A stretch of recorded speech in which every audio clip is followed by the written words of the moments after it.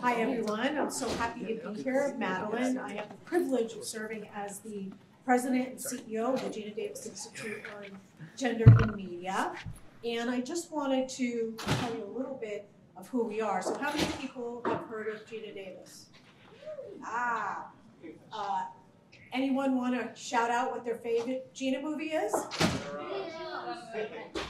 Oh, does anyone like Stuart Little? Grow up? There you go. Well, guess what? Today is Stuart Little's 24th birthday. So, yes, very, very exciting. Anyway, the Institute was born, it was like an accident. Gina accidentally started the Institute, and it was because of her observations as a mom, not as a two-time Academy Award winner. And when she had her first child, she's a mom of 3, but when she had her first child, a daughter, like all of you, she started watching little kids programming with her daughter, and she was very lucky that at that time Shark Baby didn't exist, which I'm sure many of you are sick of. But anyway, she, in watching this programming with her young daughter, she didn't see female presence. She really didn't see any female characters. And on top of it, when she did see a female character, she was relegated to being pink and purple and sparkly, and her only object was to be the object of beauty or pursue a career as a princess, which is a great gig if you can get it. Look at Kate Middleton. But anyway, so she thought, well, this is kind of strange. And like all of us, you turn to your friends, you turn to your family, right? And she'd say, hey, did you notice in X movie that there was like one fish in the entire ocean that was female? And her friends would say, no, I didn't really notice that. And then when she'd go on meetings with studio executives or producers, she'd ask the same thing. She said, hey, did you notice in such and such, there just doesn't seem to be a lot of female characters? And they're like, oh, no. We have that fixed. We have this character. We have that character.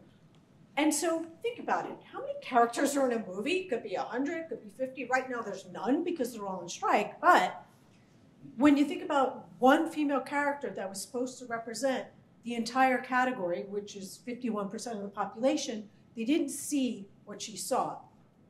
Gina can be very decisive and very obsessed, and she thought, I need data. What's this thing called data?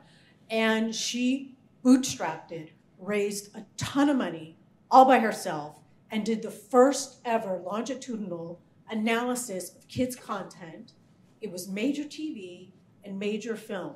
That study, that first study, this is going back to 2004. In 2004, if you were to ask someone what their definition of diversity was, gender was never on the agenda. And to make a long story short, when that first study came out 2.5 years later, she was right. Her theory was right. It was a 3-to-1 ratio of male characters to female characters. And it was a 5-to-1 ratio of, say, secondary characters. And so she thought, well, now what am I going to do with this? Well, I'm an actor. I kind of want to still work, so I don't exactly want to go to the public. I'll just take it to Disney. I'll just take it to my colleagues. And, back then, they were mortified. There was a room of 50 executives who had their heads in their hands saying, oh, we're Disney. We're supposed to be great, for kids. So that's how the Institute got started. So fast forward, we are the only research-based organization that really focuses on authentic representation. Because it's one thing to count on your fingers, right?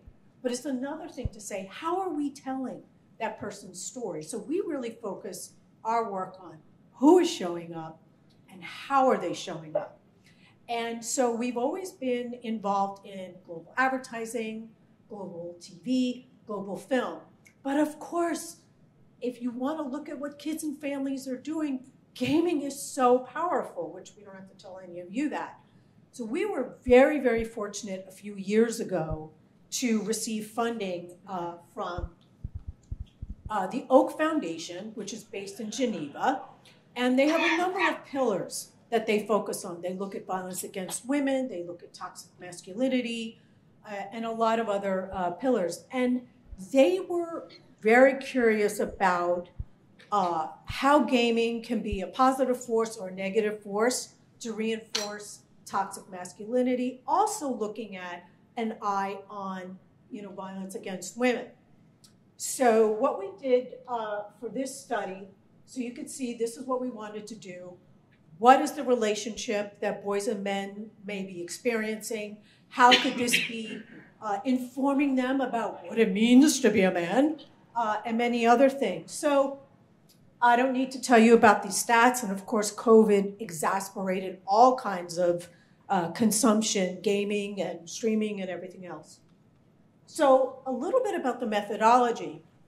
So we looked at 30,000, nearly 30,000 characters in 684 15-minute segments that the top 20 streamers were streaming. Now this is on the Twitch platform. So clearly Twitch does not represent or speak for the entire gaming industry, but this is what they wanted us to do. And we looked at 225,000 chat comments in the chat rooms. And we also then did a survey of about 1,000 men and boys ages 10 to 26. So I'm going to unpack this for you in under 20 minutes. So what did we find? Okay, no surprise, not a lot of female representation. When we look at leads, mostly male.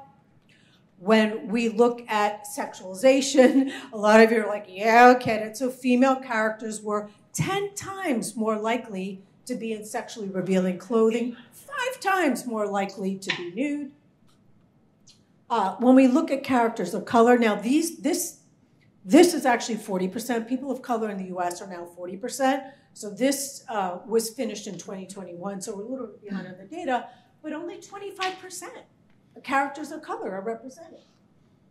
And 90% of the video game leads are white. And when we look at LGBTQIA, again, this number has actually gone up to 7% of our US population, little to no representation. And we look at other identities such as older adults, age 50 plus, we look at disability, we look at body type, forget it. You won't even see anything about that here. So now when you look at masculinity, and I'm going to take a beat and explain what this is. So one of our partners, actually they changed their name. They're now known as Equimundo, and they're one of the leading global organizations that, so they're really trying to redefine masculinity. They do a lot of work on the ground, and they challenge kind of our very stereotypical definitions of masculinity. So they created something that they call kind of the man box, which is really about cultural constraints that are put upon men and boys, like we must be tough and we can't ask for help and we can't be emotional and we can't get help if we need it for mental health purposes. And it's about risky behaviors and all of these kind of machismo things that we've experienced. And so they call that the man box. So we also layered that in along with the study. So 70% of the male characters are shown engaging in stereotypical masculine activities, and white male characters were much more likely to engage in these behaviors than male characters of color. And when it comes to violence, again, 85% of the violence, which was interesting, was directed against other people or for self-benefit. And it was mostly male characters who were most likely to carry a weapon, kill not only 1, not 2, but 10 plus humans. And almost half of the video game characters carry a gun, mostly white male characters carrying a gun, doing the shooting and the killing. 1 in 3 male characters are shown killing at least 1 human, and again, white male characters 4 times as likely as male characters of color to kill at least 1 human. When it comes to race ethnicity, again, heavily skewed towards white characters in terms of perpetuating violence. And what was also interesting is when you looked at characters of color, their motivation was protection, protecting someone in society, protecting someone in their family versus gaining a personal benefit. So that was kind of what we found in the games that the top 20 streamers were playing. And a lot of people said, well, And most of those games were kind of the top 20 games of those in 20 and 21. So now, what were streamers saying when they were playing the games?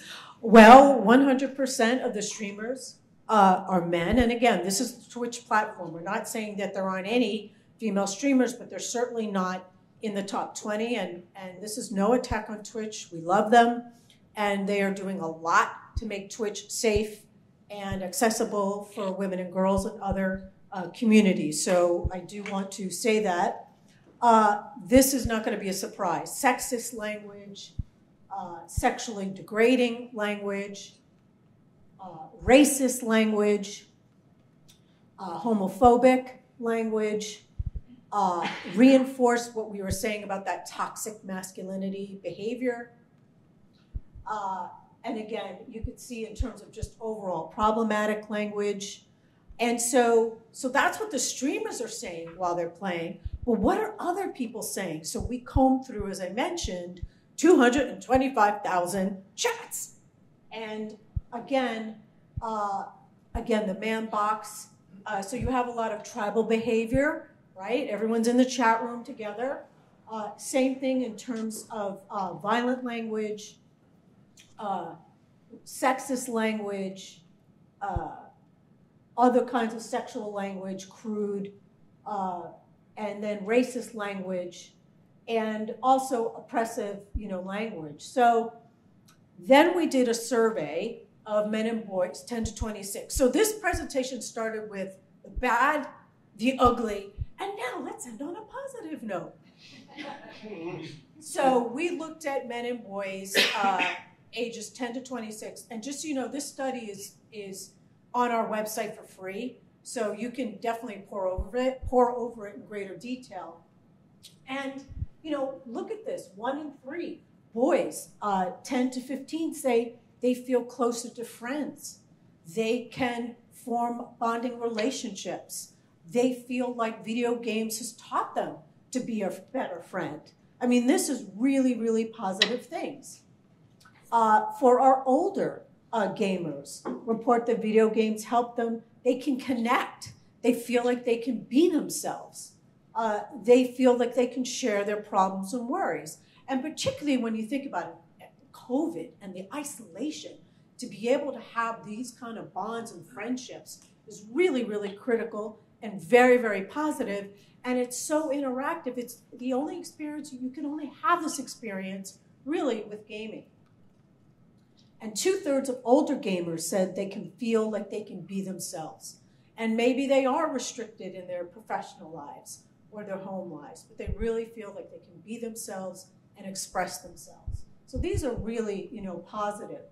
3 and 4 gamers say that people who do not play video games don't understand how meaningful these experiences can be. And all of you know that because we're all playing games. 2 and 5 of our younger gamers have experienced, abuse, bad language. They've experienced ableism, sexism, bullying. So there has been some negative things that have happened. So what do we say to all of you? And all of you are trying to make games more culturally appropriate, make games a little more inclusive, and clearly, how can we tell alternative storylines? Can there be less killing and maybe something else happening? And again, these were just the games that happened to be streamed by the top 20 streamers. And we have action steps for parents. One of the things we always say is, as much as you can, make it an engaging activity. Try to play with your children if you can. Pay attention to what they're doing, particularly if they're younger children. So what's next? So I want to give a shout out, and they're going to hate me for this, but we have our team here. This is Mary Ellen Holden, who is our Senior Director of Foundation Relationships. We have Diane Urban, who just joined us as a gaming consultant. And then I call them the Brain Trust, starting with the biggest brain on the earth, Dr. Meredith Conroy, and Dr. Aaron Cassesi.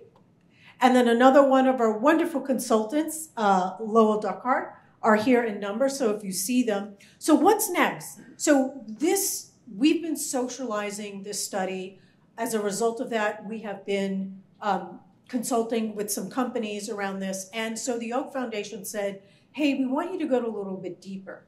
So they gave us another grant, and Meredith and team are working on another study because, again, we knew that this was a very narrow slice. So now we're looking at how do we fill in all the blanks? How do we look at all the research that's out there on storytelling and narrative and character? And Meredith, I think, committed to August 31st for the paper to be done.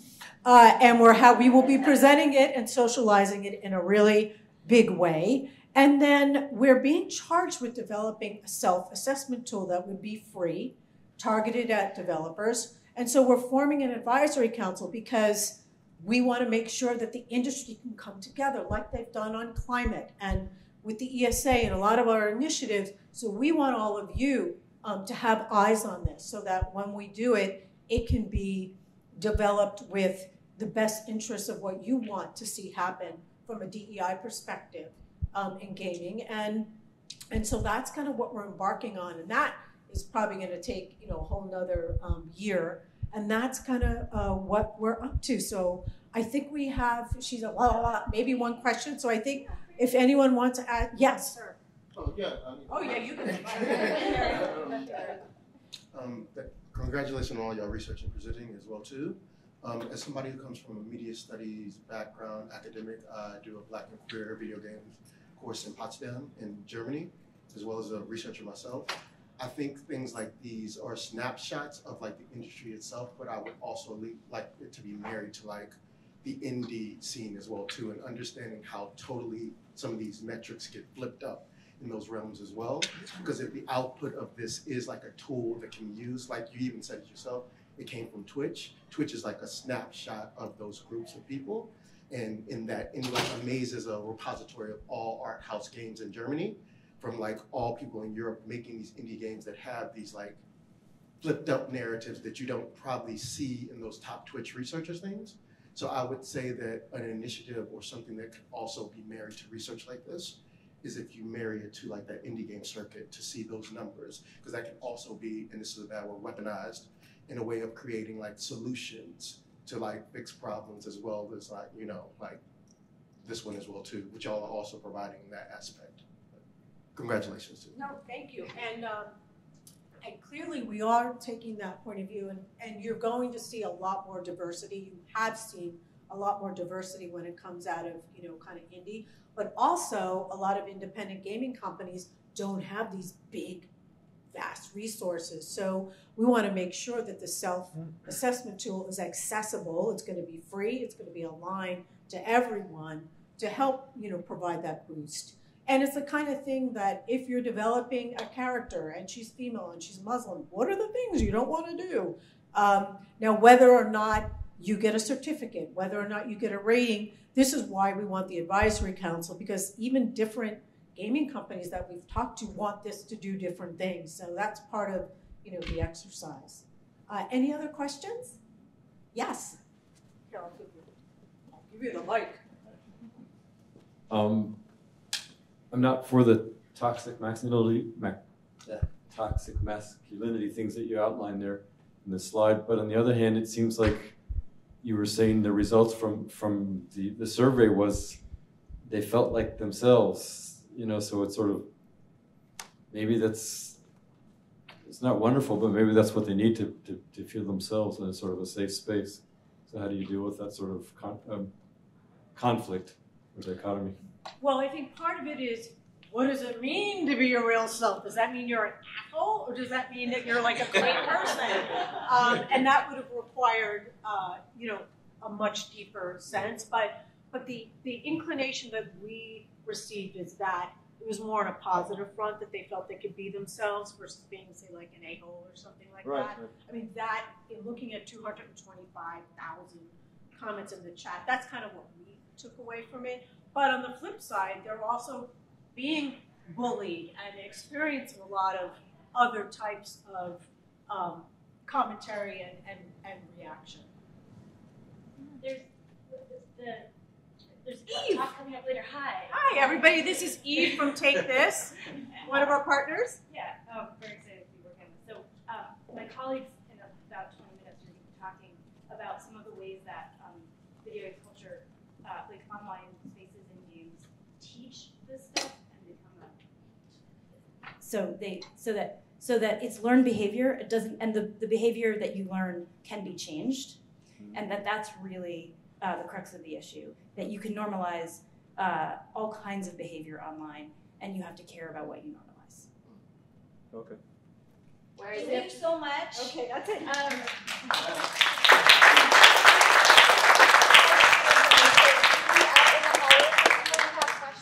I'm happy to hang in the hallway with our brain trust here. Absolutely.